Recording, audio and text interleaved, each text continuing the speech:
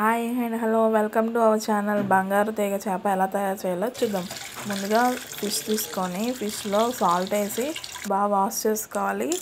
So వీడియోలో చూపిస్తున్నట్టుగా మొత్తం వాష్ చేసుకోవాలి. 2-3 టైమ్స్ బాగా వాష్ చేసుకున్నాక ఇవి పక్కన పెట్టాలి. పక్కన పెట్టాక దీనిలో కొంచెం కారం, కొంచెం ధనియా పౌడర్, సాల్ట్ తగినంత వేసుకొని బాగా మిక్స్ చేసుకోవాలి. మిక్సింగ్లోనే ఉంటుంది మనకి ఏదైనా టేస్ట్ అనేది.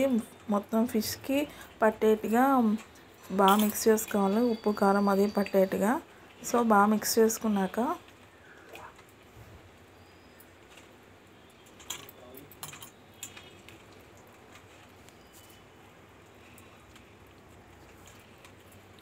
ఇప్పుడు ప్యాన్ పెట్టుకొని ప్యాన్లో ఆయిల్ వేసుకున్నాము.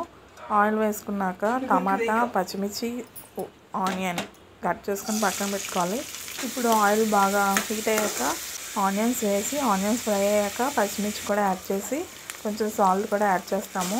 యాడ్ చేసి ఫ్రై చేస్తే త్వరగా ఫ్రై అవుతాయని సాల్ట్ యాడ్ చేస్తాము. అలానే కొంచెం ఫ్రై అయ్యాక 2 టమాటాలు తీసుకున్నాను. 2 టమాటాలు ముక్కలుగా కోసి వేసాను ఇందులో.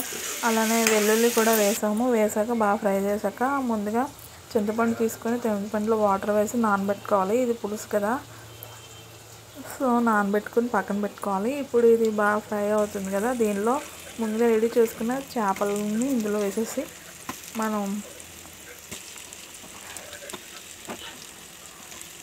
మొత్తం చేపలన్నీ దీనిలో వేసేస్తాము. సో బంగారు తీగ చేప ఇది పులుసు. మీరు ఎప్పుడైనా ఇది హైదరాబాద్లో ఇలా అని అంటారంట, మీ సైడ్ ఏమంటారో నాకు కామెంట్ చేయండి.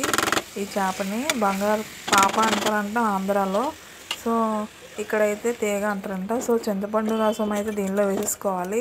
వేసేసుకున్నాక కొంచెం కారం కూడా యాడ్ చేసుకోవాలి. చూసుకొని ముందు సరిపోకపోతే నెక్స్ట్ వేసుకున్నా పర్లేదు. సో అలా కారం, సాల్ట్ యాడ్ చేసుకున్నాక బాగా బాయిల్ చేయాలి. ఎక్కువసేపు ఏం పట్టదు కదా మన ఫిష్ కర్రీకి, త్వరగానే అయిపోతుంది. సో మనం క్వాంటిటీ వాటర్ అది చూసుకొని మంచిగా కుక్ చేసుకుంటే సరిపోతుంది. లాస్ట్లీ కొత్తిమీర వేసి మనమైతే కొంచెం మీడియం ఫ్లేమ్లో కుక్ చేసుకుంటున్నాము. ఆల్మోస్ట్ అయిపోయింది.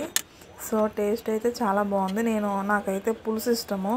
సో ఎమ్మి టేస్టీ బంగారు తీగల చేప రెడీ.